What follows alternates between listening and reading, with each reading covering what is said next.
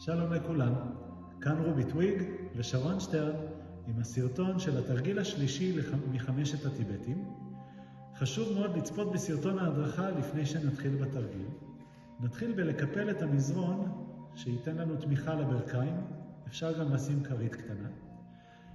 אנחנו עומדים על הברכיים עם הידיים תומכות בגב התחתון, האצבעות פונות כלפי מטה, כפות הידיים באזור של עצם האיליום, עצם רכס האגן, ואנחנו בעצם עם השאיפה מתכופפים אחורה וחוזרים חזרה והצנתר נכנס פנימה עם הנשיפה.